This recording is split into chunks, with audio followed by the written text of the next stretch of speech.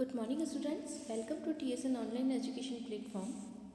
आज हम पढ़ेंगे आपकी हिंदी विषय की पाठ्य पुस्तक वसंत भाग 3 का पाठ 5। ये है चिट्ठियों की अनूठी दुनिया।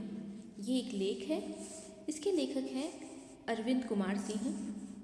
चिट्ठियों की अनूठी दुनिया नामक निबंध के लेखक अरविंद कुमार सिंह हैं। इस निबंध में लेखक ने पत्रों के महत्व, उनकी उपयोगिता तथा पत्रों से होने वाले लाभ का वर्णन बहुत ही सरल शैली में किया है। निबंध की भाषा भी सहज एवं प्रभावपूर्ण है। निबंध पढ़ने से पहले या लेख पढ़ने से पहले हम पाठ और लेखक का परिचय जानते हैं। भारतीय डाक सदियों का सफरनामा डाक व्यवस्था पर यह एक शोध पत्र है। लेखक का पत्रकारिता के क्षेत्र में हिंदी अकादमी हिंदी द्वारा सम्मानित प्रसिद्ध पत्रकार, अन्वेषक एवं लेखक अरविंद कुमार सिंह द्वारा रचित एवं नेशनल बुक ट्रस्ट इंडिया द्वारा प्रकाशित भारतीय डाक सदियों का सफरनामा विश्व डाक साहित्य को एक कीमती तोहफा है। यह भारतीय डाक व्यवस्था पर एक अत्यंत महत्वपूर्ण शोध ग्रंथ है।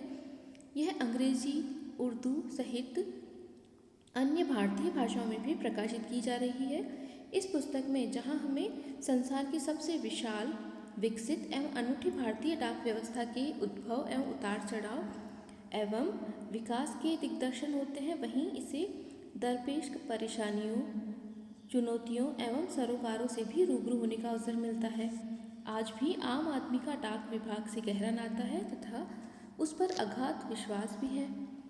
इसी अनूठे विश्वास और जन सेवा के प्रति समर्पित भावना को रेखांकित करते अरविंद कदम कदम पर हरकारों के अदम्य साहस, वीरता और बलिदान की गाथा बयान करते हैं। हरकारे कहते हैं संदेशवाहक को, और यहाँ पर जो संदेशवाहक है वो है पोस्टमैन। तो उनकी जो परेशानियाँ आती है उनके जीवन में, या जो साहस दिखाते हैं, वो वीरता या बलिदान जो दिखाते हैं, उसी के बारे में ये लेख उन्होंने लिखा है। उन्हीं पोस्टमैन या जो जिन्हें हम डाकिया भी कहते हैं, उनके उत्पीड़न, दुख, दर्द, शोषण एवं मजबूरियों का मार्मिक चित्रण करते हुए उन्हीं की आवाज़ की प्रतिगूंज बन जाते हैं। अरविंद का सरोकार न केवल भारतीय हरकारों यानी मेहनतकश या डाकियों की नियति से है, बल्कि संसार के समस्त हरकारों की नियति से है। इसी एहसास से ओतप्रोत उनकी कलम बड़े ही सरल, सुंदर, सहज एवं सबल ढंग से जहाँ तहाँ व्याप्त कुत्सित व्यवस्थाओं, विकृतियों एवं विसंगतियों की ओर ध्यान आकर्षित करती है और उन्हें दूर करने के लिए हमें लगातार संघर्षशील होने का आह्वान भी देती है। इंटरनेट के दौर में आज विश्व डाक व्यवस्था एक बहुत ही संकटमय स्थिति से गुजर रही है और भारतीय डाक व्यवस्था भी उससे अछूती नहीं रह पाई। डॉक्टर मुल्कराज आनंद की लिखी पुस्तक भारतीय डाकघर की गाथा के बाद भारतीय डाक सदियों का सफरनामा एक ऐसी पुस्तक है जो समग्र भारतीय डाक व्यवस्था पर बिना किसी पूर्वाग्रह व दुराग्रह के तटस्थ भाव से सच्चाई का विवेकपूर्ण वर्णन करती है। इसीलिए इसकी सार्थकता एवं उपयोगिता वर्तमान संदर्भ में और भी बढ़ जाती है। और ये जो हमारा पाठ है चिट्ठियों की अनूठी दुनिया, ये उसी जो पुस्तक है भारतीय डाक सदियों का सफरनामा, उसी का एक अंश है। तो अब देखते हैं निबंध या लेख चिट्ठियों की अनूठी दुनिया। पत्रों की दुनिया भी अजीबोगरीब है और उसकी उपयोगिता हमेशा से बनी रही है। पत्र जो काम कर सकते हैं वह संचार का आधुनिकतम साधन नहीं कर सकता। पत्र जैसा संतोष फ़ोन या SMS का संदेश कहाँ दे सकता है। पत्र एक नया सिलसिला शुरू करते हैं और राजनीति, साहित्य तथा कला के क्षेत्रों में तमाम विवाद और नई घटनाओं की जड़ भी पत्र ही होते हैं। दुनिया का तमाम साहित्य पत्रों पर केंद्रित है और मानव सभ्यता के विकास में इन पत्रों ने अनूठी भूमिका निभाई है। तो लेखक कहते हैं कि जो पत्रों की दुनिया है वो बहुत ही अजीबोगरीब या बहुत ही अनोखी होती है और उसकी उपयोगिता हमेशा से बनी रही है। पत्र जो काम कर सकते हैं वह संचार का आधुनिकतम साधन, जो कि मोबाइल फ़ोन है, SMS है, इंटरनेट है, जिससे हम कुछ ही क्षणों में, बहुत कम समय में अपने जो भी समाचार होते हैं, जो भी संदेश होता है, वो दूसरों तक पहुंचा सकते हैं। लेकिन पत्र जो काम कर सकते हैं वे ये संदेश नहीं कर सकते, ये जो आधुनिकतम साधन है वे नहीं कर सकते। ऐसा क्या है पत्रों में? तो पत्रों से जो संतोष हमें मिलता है वो एसएमएस के संदेशों से कहाँ मिलता है, क्योंकि पत्रों में जो भी व्यक्ति पत्र लिखता है उसमें उसकी भावनाएं जो भी होती है वह एक एक शब्द सोचकर अपनी भावनाओं को उसमें पिरोते हुए लिखता है। लेकिन संदेश में एसएमएस जो होते हैं न तो हम ज़्यादा दिनों तक उसको संभाल कर रखते हैं, और जब मेमोरी फुल हो जाती है फ़ोन की या जहाँ भी हमने उसे सुरक्षित रखा है वहाँ अगर स्पेस नहीं हो तो हम क्या करते हैं, उसे डिलीट कर देते हैं। लेकिन जो पत्र होते हैं वो सदियों तक संभाल कर रखे जाने वाली चीज़ होते हैं। बहुत से लोगों के पास आज भी उनके पुराने पत्र संभाल कर रखे हुए मिल जाएंगे। तो जैसा संतोष, जैसा सेटिस्फैक्शन पत्रों से मिलता है वैसा एसएमएस से नहीं मिलता। पत्र एक नया सिलसिला शुरू करते हैं और राजनीति, साहित्य तथा कला के क्षेत्रों में तमाम विवाद और नई घटनाओं की जड़ भी पत्र ही होते हैं।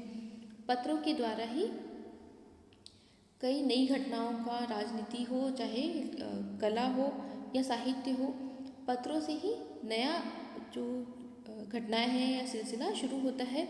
विवाद भी पत्रों से होते हैं। किसी ने कोई पत्र लिखा किसी विषय को लेकर, तो जो उससे सहमत है या जो असहमत है उनके बीच एक तरह से विवाद छिड़ जाता है उस बारे में। तो इस तरह से पत्रों से ही विवाद भी हो सकता है, नई घटनाएं भी घटित हो सकती है, और इसी से जो साहित्य है वह भी इन पत्रों पर ही केंद्रित है। पत्रों से ही किसी को प्रेरणा मिल सकती है किसी रचना की, किसी साहित्यिक रचना की, चाहे कुछ नया लिखने की। तो इस प्रकार पत्रों से ही दुनिया के तमाम साहित्य पत्रों पर ही केंद्रित है, और मानव सभ्यता के विकास में इन पत्रों ने अनूठी भूमिका भी निभाई है। क्योंकि मानव का जो क्रमिक विकास हुआ है उसकी जिस तरह से भावनाओं की अभिव्यक्ति का साधन रहा है भाषा, और जब लोग दूर हैं वहाँ तक उन अपनी जो भावनाएं पहुँचाने के लिए व्यक्ति पत्रों का सहारा लेता आया है। तो जैसे जैसे उसकी भाषा का विकास होता गया, मानव का खुद का विकास होता गया, उसी तरह उसकी भाषा भी परिष्कृत हुई। तो पत्रों से उसके विकास का क्रम पता चलता है। अब देखेंगे आगे। पत्रों का भाव सब जगह एक सा है, भले ही उसका नाम अलग अलग हो। पत्र को उर्दू में खत, संस्कृत में पत्र, कन्नड़ में कागत, तेलुगु में उत्तरम, जाबू और लेख तथा तमिल में कड़ित कहा जाता है। पत्र यादों को सहेज कर रखते हैं, इसमें किसी को कोई संदेह नहीं है।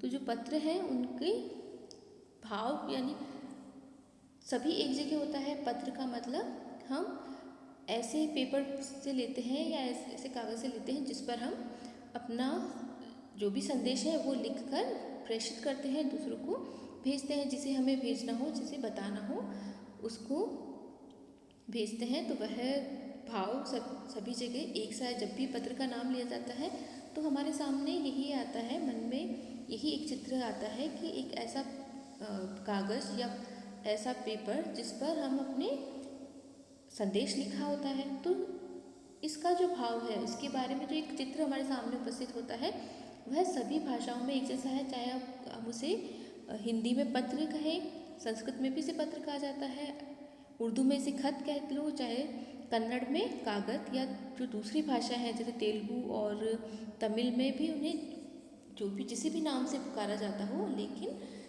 होता वह ऐसा है, ऐसा संदेशवाहक है जिसमें व्यक्ति विशेष की अनुभवों, उसकी भावनाओं, उसके जो भी वह कहना चाहता है वह दूसरों तक प्रेषित करता है। तो इस प्रकार जो पत्र हैं उनका भाव सभी जगह एक सा है, और पत्र यादों को सहेज कर रखते हैं। इसमें भी किसी को कोई संदेह नहीं है कि जो पत्र हमारे पास, कई आपके जो घर में बड़े हैं आपसे, उन लोगों के पास भी इसी तरह के पुराने पत्र होंगे जिनको उन्होंने संभाल कर रखा है। तो ये उनकी एक तरह से यादें कह सकते हैं जिन्हें उन्होंने संभाल कर रखा है। तो इसमें भी किसी को संदेह नहीं कि ये जो पत्र हैं वो यादों को संजो कर भी रखते हैं। हर एक की अपनी पत्र लेखन कला है और हर एक के पत्रों का अपना दायरा है। दुनिया भर में रोज़ करोड़ों पत्र एक दूसरे को तलाशते तमाम ठिकानों तक पहुंचते हैं। भारत में भी रोज़ 4.5 करोड़ चिट्ठियां डाक में डाली जाती हैं, जो साबित करती है कि पत्र कितनी अहमियत रखते हैं। तो हर एक की अपनी एक पत्र लेखन की कला होती है। कोई किस तरह से लिखता है, कोई किस तरह अपने पत्र की शुरुआत करता है। तो ये हर एक का अपना दायरा और अपना पत्र का लिखने का तरीका होता है, कला होती है। और दायरा कहते हैं उसका परिधि, उसका जो सोच का क्षेत्र है वो किस तरह से सोचता है, तो वही पत्र में जाहिर होता है। तो जो पत्र है वो हर एक पर डिपेंड करते हैं कि वो किस तरह से वो लिखता है पत्र और क्या उसमें लिखता है, ये व्यक्ति विशेष पर निर्भर करता है। और दुनिया भर में रोज़ करोड़ों पत्र एक दूसरे को तलाशते तमाम ठिकानों पर पहुंचते हैं, यानी कि जहाँ का उनका पता होता है वहाँ पर पहुँचते हैं। और कितने करोड़ों पत्र, प्रतिदिन करोड़ों पत्र एक स्थान से दूसरे स्थान पर जहाँ उनका पता लिखा होता है वहाँ ढूंढते हुए वो पहुँच जाते हैं। भारत में भी रोज़ 4.5 करोड़ चिट्ठियाँ अपने पतों पर पहुँचती हैं, जो ये बताती है कि पत्र हमारे लिए कितनी अहमियत रखते हैं। यानी इतनी बड़ी मात्रा में पत्रों का आदान प्रदान जो होता है, उससे यही साबित होता है कि जो पत्र है हमारे जीवन में बहुत ही महत्वपूर्ण है। पंडित जवाहरलाल नेहरू ने सन 1953 में सही ही कहा था कि हजारों सालों तक संचार का साधन केवल हरकारे यानी कि रनर्स या फिर तेज घोड़े रहे हैं। उसके बाद पहिए आए, पर रेलवे और तार से भारी बदलाव आया। तार ने रेलों से भी तेज गति से संवाद पहुंचाने का सिलसिला शुरू किया। अब टेलीफोन, वायरलेस और आगे रडार दुनिया बदल रहा है। तो पंडित जवाहरलाल नेहरू ने 1953 में कहा था कि जो हजारों सालों से संचार का साधन केवल हरकारे या फिर तेज घोड़े रहे हैं। हरकारे पहले ही बताया था, संदेश वाहक को कहते हैं, जो पुराने समय में एक जगह से दूसरी जगह संदेश ले जाते थे, लेकिन उस समय में व्यक्ति को ही एक जगह से दूसरी जगह जाना पड़ता था। तब संचार के साधन नहीं थे। जितना तेज गति से अभी वर्तमान में संचार साधन मौजूद है, उतने पहले नहीं थे। तो व्यक्ति को एक जगह से दूसरी जगह जाने में बहुत समय लगता था और उसके लिए वे तेज़ दौड़ने वाले घोड़ों का भी इस्तेमाल किया करते थे। तो या फिर घोड़ों के माध्यम से या पहले कबूतरों के माध्यम से, इस तरह अलग अलग पशु पक्षियों के माध्यम से भी संदेशों को पहुंचाया जाता था, लिखकर या बोलकर। लेकिन उसके बाद में पहिए आए, यानी कि पहले घोड़ों के द्वारा संदेश वाहक जाते थे, लेकिन उसके बाद में पहिए आए जो कि अपना संदेश पहुंचाते थे। पहिए का मतलब है गाड़ियाँ, जैसे बैलगाड़ी, ऊँट गाड़ी, घोड़ा गाड़ी, इस तरह। और उसके बाद में रेलवे यानी कि ट्रेन के माध्यम से पार्सल के द्वारा या फिर संदेश चिट्ठियों के द्वारा, डाक व्यवस्था के द्वारा ये चिट्ठियाँ एक जगह से दूसरी जगह जाती थी। और रेलगाड़ी की वजह से ज़्यादा तेज़ी से पहुँचने लगा संदेश। उसके बाद तो तार आए, जिसे वायरलेस कहते हैं। उसकी वजह से बहुत ही जल्दी संदेश पहुंचने लगा, ट्रेन से भी पहले। लेकिन उसमें यही होता था कि शब्द सीमा निर्धारित होती थी। बहुत कम शब्दों में आपको अपना संदेश देना होता था, क्योंकि उसके एक एक शब्द के, एक एक अक्षर के पैसे लगते थे। लेकिन बाद में तार ने रेलों से भी तीव्र गति से संवाद पहुंचाने का सिलसिला शुरू किया, क्योंकि बहुत जल्दी पहुंचता था। लेकिन उसकी एक शब्द सीमा निर्धारित होती थी कि इतने शब्द में ही आप अपना संदेश पहुंचा सकते हैं, इसीलिए वहाँ पर शब्द सीमा थी। उसके बाद में आया टेलीफोन और वायरलेस, जो कि मोबाइल वगैरह है बिना वायर के। तो इनकी वजह से बहुत जल्दी संदेश पहुंचाया जाने लगा। और उसके बाद रडार की दुनिया में आने से और भी ज़्यादा परिवर्तन हुए।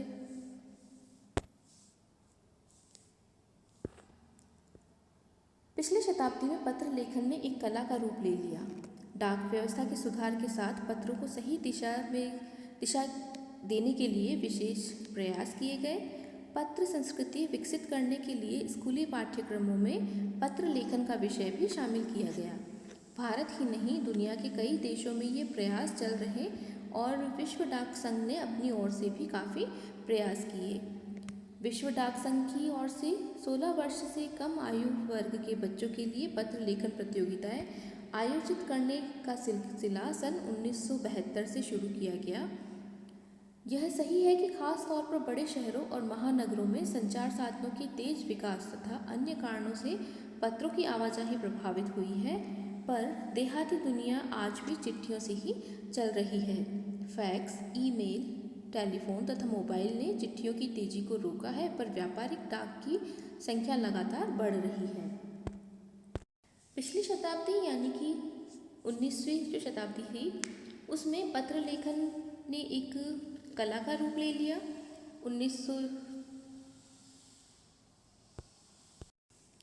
20वीं जो शताब्दी थी उसमें डाक व्यवस्था ने एक कला का रूप ले लिया। पत्र लेखन ने एक कला का रूप ले लिया और जो डाक व्यवस्था थी उसमें भी काफ़ी सुधार हुआ। पत्रों को सही दिशा देने के लिए विशेष रूप से कुछ प्रयास भी किए गए, जिसमें पत्र लेखन को आपके पाठ्यक्रम से जोड़ा गया। तो आज हम जो पत्र लेखन या एप्लीकेशन वगैरह लिखते हैं वो सभी इसी का एक हिस्सा है। तो इसे बढ़ावा देने के लिए विश्व स्तर पर भी कार्य किए गए। भारत ही नहीं, दुनिया के कई देशों में ये प्रयास चले और सबसे बड़ा जो संघ है विश्व डाक संघ, उसने भी काफ़ी इसके लिए प्रयास किए ताकि एक परिष्कृत रूप से पत्र लेखन कला को बढ़ावा मिले, अच्छे तरीके से लिखने की कला सिखाई जाए और इसकी शुरुआत बचपन से हो, इसीलिए पाठ्यक्रमों में इसे जोड़ा गया।